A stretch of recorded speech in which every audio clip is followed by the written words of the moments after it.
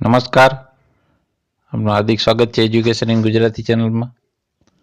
આજનો આપણો video police constable જે પરીક્ષા છે આપણી પરીક્ષા માટે અગત્યના જે કરંટ અફેર્સના પ્રશ્નો છે એવા કુલ 50 કરંટ અફેર્સના પ્રશ્નો લઈને આવું છું. તો જો પ્રશ્ન પહેલો કે ભારતમાં રાજસ્થાનના અજમેર જિલ્લાના પુષ્કર ખાતે કયા મહિનામાં પુષ્કરનો મેળો ભરાય છે? તો મહિનો છે કારતક. પ્રશ્ન બીજો, કયા સરોવરના કિનારે ભરાતો પુષ્કરનો આ મેળો વિશ્વનો સૌથી મોટો પશુ મેળો છે? તો છે પુષ્કર સરોવરના કિનારે ભરાય છે. પ્રશ્ન ત્રીજો, પુષ્કરનો મેળો બીજા કયા નામે પણ ઓળખાય છે? તો છે પુષ્કરનો ઊંટ મેળો અથવા તો કાર્તિક મેળો. પ્રશ્ન ચોથો, વિશ્વનો સૌથી મોટો પશુ મેળા તરીકે પ્રસિદ્ધ પુષ્કરનો મેળો ભારતમાં ક્યાં ભરાય છે? તો એ છે જિલ્લો અજમેર, રાજસ્થાનમાં. પ્રશ્ન પાંચમો, ગુજરાતના મુખ્યમંત્રી શ્રી વિજયભાઈ રૂપાણીએ તાજેતરમાં એકતા રથયાત્રાના બીજા તબક્કાનો પ્રારંભ ક્યાંથી કરાવ્યો છે? તો એ કરાવ્યો છે અસલાલી, અમદાવાદ ખાતેથી. પ્રશ્ન છઠ્ઠો, તાજેતરમાં રાજ્યમાં કયા કાર્યક્રમ અંતર્ગત સ્વસ્થ ભારત સાયકલ યાત્રાનું આયોજન કરવામાં આવ્યું છે? તો એ છે ઇટ રાઇટ ઇન્ડિયા. પ્રશ્ન 7, તાજેતરમાં યોજાયેલ જે સ્વસ્થ ભારત સાયકલની યાત્રાની થીમ શું હતી? તો eat healthy, eat safe, eat fortified, no food waste આ એમની થીમ હતી. પ્રશ્ન 8, તાજેતરમાં ગુજરાતમાં કઈ જગ્યાએ તાના રીરી મહોત્સવ 2018નું આયોજન થયું હતું? તે સ્થળનું નામ છે વડનગર. પ્રશ્ન 9, તાજેતરમાં ભારતના નવા નાણાં સચિવ તરીકે કોની નિમણૂક કરવામાં આવી છે? તો છે શ્રી અજય ભૂષણ. પ્રશ્ન 10, 1971ના યુદ્ધના નાયબ બ્રિગેડિયર કુલદીપસિંહ ચાંદીપુરીનું તાજેતરમાં નિધન થયું. તેમનો જન્મ ક્યાં થયો હતો? તો તે હતું મોન્ટેગોમરીમાં. પ્રશ્ન 11, 1971ના યુદ્ધના નાયબ બ્રિગેડિયર કુલદીપસિંહ ચાંદપુરીનું તાજેતરમાં નિધન થયું છે. તેમણે 1971માં કયા વિસ્તારમાં થયેલા યુદ્ધમાં મહત્વની ભૂમિકા નિભાવી હતી? તે તો લોંજવાલામાં. પ્રશ્ન 12, વિશ્વ શૌચાલય દિવસની ઉજવણીનો પ્રારંભ કોના દ્વારા કરવામાં આવ્યો હતો?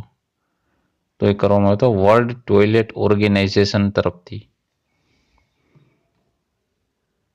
પ્રશ્ન 13, વિશ્વ શૌચાલય દિવસ તરીકે કયા દિવસની ઉજવણી કરવામાં આવે છે? તો છે 19 નવેમ્બર. પ્રશ્ન 14, વર્લ્ડ ટોયલેટ ઓર્ગેનાઇઝેશન દ્વારા ક્યારે વિશ્વ શૌચાલય દિવસની ઉજવણીનો પ્રારંભ કરવામાં આવ્યો હતો? તો તે 2001થી જ. પ્રશ્ન 15, સંયુક્ત રાષ્ટ્ર દ્વારા ક્યારે વિશ્વ શૌચાલય દિવસને માન્યતા આપવામાં આવી હતી? તો 2012-13માંથી. પ્રશ્ન 16, વર્ષ 2018ની વિશ્વ શૌચાલય દિવસની થીમ શું હતી? તે તો નેચરલ બેઝડ સોલ્યુશન્સ. પ્રશ્ન 17, વર્ષ 2018ની વિશ્વ શૌચાલય દિવસનું સ્લોગન શું હતું? તે હતું વેન નેચરલ કોલ્સ. પ્રશ્ન 18, માલદીવના નવા રાષ્ટ્રપતિનું નામ શું છે? તો છે શ્રી ઇબ્રાહિમ મોહમ્મદ સોલિહ. પ્રશ્ન 19, તાજેતરમાં ગુજરાત સરકાર દ્વારા ગુજરાતના કેટલા અછતગ્રસ્ત તાલુકાઓ માટે 1300 કરોડની સહાયની જાહેરાત કરવામાં આવી છે? તો છે કુલ 45 તાલુકા. પ્રશ્ન 20, ગુજરાત સરકાર દ્વારા ગુજરાતમાં કુલ કેટલા અછતગ્રસ્ત તાલુકાઓ માટે 6400 કરોડની સહાયની જાહેરાત કરવામાં આવી છે? તો એવા કુલ છે 96 જેટલા તાલુકાઓ. પ્રશ્ન 21. ગુજરાત સરકાર દ્વારા તાજેતરમાં કરવામાં આવેલી જાહેરાત અનુસાર ગુજરાતના અછતગ્રસ્ત તાલુકાઓના ખેડૂતોને હેક્ટર દીઠ કેટલી ઉચ્ચક સહાય ચૂકવવામાં આવશે? તો છે હેક્ટર દીઠ 5,300 થી 6,300 રૂપિયા. પ્રશ્ન 22. ગુજરાતમાં સૌરાષ્ટ્રના પ્રસિદ્ધ સોમનાથ મંદિરમાં દર વર્ષે ક્યારે 5 દિવસીય મેળો ભારતીય જે ભરાય છે, બરોબર? તો એ છે કાર્તિકી પૂર્ણિમાના રોજ 5 દિવસનો મેળો ભરાય છે. પ્રશ્ન 23. ગુજરાતમાં કઈ જગ્યાએ દરિયાના ખારા પાણીને પીવાનું મીઠું પાણી બનાવવાનો ગુજરાતનો સૌ પ્રથમ ડિસેલિનેશન પ્લાન્ટ સ્થાપવામાં આવ્યો છે? તો એ છે જોડિયા, જામનગરમાં આવેલ. પ્રશ્ન 24. ગુજરાતમાં જામનગર જિલ્લાના જોડિયા ખાતે ગુજરાતનો સૌ પ્રથમ ડિસેલિનેશન પ્લાન્ટ સ્થાપવા માટે ગુજરાતના ગાંધીનગર ખાતે મુખ્યમંત્રી શ્રી વિજયભાઈ રૂપાણીની ઉપસ્થિતિમાં ગુજરાત સરકારના ગુજરાત વોટર ઇન્ફ્રાસ્ટ્રક્ચર લિમિટેડના કોની સાથે સમજૂતી કરાર પર હસ્તાક્ષર કરવામાં આવ્યા છે? તો એ છે એસેલ ઇન્ફ્રાસ્ટ્રક્ચર લિમિટેડ સાથે. પ્રશ્ન 25. તાજેતરમાં ભારતીય જાહેરાતના બ્રાન્ડ ફાધર તરીકે પ્રસિદ્ધ ભારતના જાહેર ખબર નિર્માતા તેમજ ભારતના પ્રસિદ્ધ નાટ્ય કલાકાર શ્રી અલીક પદ્માસીનું નિધન થયું છે. તેનો જન્મ ક્યાં થયો હતો? તેનો જન્મ થયો હતો કચ્છમાં. પ્રશ્ન 26. A double life my exciting years in theatres and advertising પુસ્તકના લેખકનું નામ શું છે? એ છે શ્રી અલીક પદ્મસી. પ્રશ્ન 27. શ્રી રિચાર્ડ એટનબરોની અંગ્રેજી ફિલ્મ ગાંધીમાં શ્રી મોહમ્મદ અલી જીન્નાનું પાત્ર ભજવનાર અભિનેતાનું નામ શું છે? તો છે શ્રી અલીક પદ્મસી. પ્રશ્ન 28. વિશ્વ બાળ અધિકાર દિન તરીકે કયા દિવસ ઉજવણી કરવામાં આવે છે? તો છે 20 નવેમ્બર. પ્રશ્ન 29. તાજેતરમાં જ પંજાબના કયા જિલ્લામાં આવેલ નિરંકારી ભવનમાં થયેલા આતંકી હુમલામાં આશરે 3 લોકોના મોત થયા છે? તો એ કયા જિલ્લો છે? તો એ છે અમૃતસર જિલ્લો. પ્રશ્ન 30. 26 જાન્યુઆરી 2019ના ભારતના પ્રજાસત્તાક દિનની ઉજવણીના મુખ્ય મહેમાન કયા દેશના રાષ્ટ્રપતિ હશે? તો છે દક્ષિણ આફ્રિકાના. પ્રશ્ન 31. દક્ષિણ આફ્રિકાના વર્તમાન રાષ્ટ્રપતિનું નામ શું છે? તો છે શ્રી સિરિયલ રામફોસા. પ્રશ્ન 32. તાજેતરમાં જ મહારાષ્ટ્ર સરકાર દ્વારા મરાઠાઓને કઈ નવી કેટેગરીમાં અનામત આપવાની જાહેરાત કરવામાં આવી છે? તો કેટેગરી છે એસીબીસી. પ્રશ્ન 33. એસીબીસીનું પૂરું નામ શું છે? તો છે socially and economically backward classes. પ્રશ્ન 34. તાજેતરમાં કેનેડા ખાતે યોજાયેલ વર્લ્ડ જુનિયર બેડમિન્ટન ચેમ્પિયનશિપ 2018માં ભારતને બ્રોન્ઝ મેડલ અપાવનાર ખેલાડીનું નામ શું છે? તે છે શ્રી લક્ષ્ય સેન. પ્રશ્ન 35. ભારતમાં કઈ બેંક દ્વારા ભારતનું બટનો વાળું પ્રથમ ઇન્ટરેક્ટિવ ક્રેડિટ કાર્ડ લોન્ચ કરવામાં આવેલ છે? તે છે ઇન્ડ્યુસ આઈએનડી દ્વારા.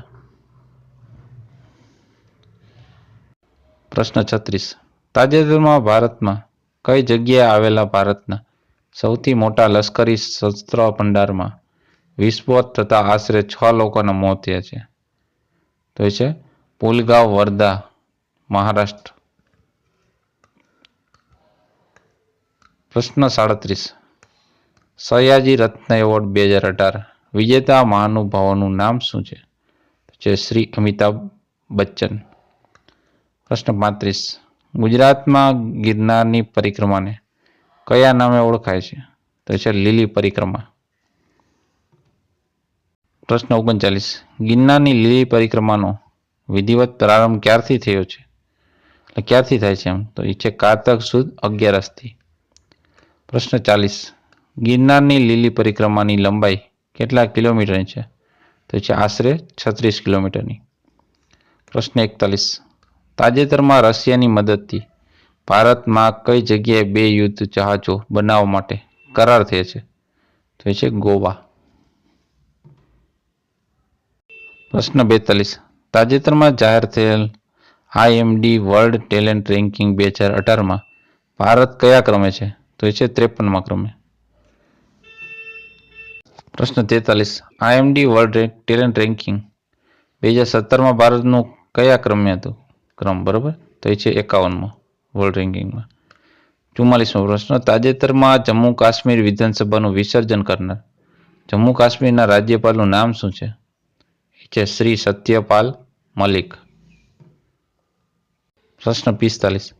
તાજેતરમાં જમ્મુ કાશ્મીર રાજ્યપાલ શ્રી સત્યપાલ મલિક ભારતીય બંધારણના કયા અનુચ્છેદ અંતર્ગત જમ્મુ કાશ્મીરની વિધાનસભાનું વિસર્જન કર્યું છે? તો એ છે અનુચ્છેદ નંબર 174 ને બીજો વિભાગ. 46મો પ્રશ્ન. જમ્મુ કાશ્મીરની વિધાનસભામાં કુલ કેટલી બેઠકો છે? તો ત્યાં છે 89 બેઠકો. પ્રશ્ન 47. જમ્મુ કાશ્મીરમાં વિધાનસભાની મુદત કેટલી હોય છે? તો એ છે 6 વર્ષ. પ્રશ્ન 48. તાજેતરમાં જ ઇન્ટરપોલના નવા વડા તરીકે કોણ ચૂંટાઈ આવ્યું છે? તો એ છે શ્રી કિમ જોંગ યાંગ. પ્રશ્ન 49. તાજેતરમાં કેન્દ્ર સરકાર દ્વારા ગુજરાતના કયા જિલ્લામાં ટાઈગર સફારી પાર્ક સ્થાપવાની મંજૂરી આપવામાં આવી છે? તો એ છે નર્મદા જિલ્લામાં. પ્રશ્ન 50. તાજેતરમાં કેન્દ્ર સરકાર દ્વારા નર્મદા જિલ્લામાં કઈ જગ્યાએ એક ડોમેસ્ટિક એરપોર્ટ સ્થાપવાની મંજૂરી આપવામાં આવી છે? તો એ છે રાજપીપળામાં. તો આ હતા કરંટ અફેરના પ્રશ્નો જે તમારી આવનારી પરીક્ષા માટે અગત્યના બની રહેશે. તો જોતા રહો એજ્યુકેશન ગુજરાતી અને શીખતા રહો. Thank you. આભાર.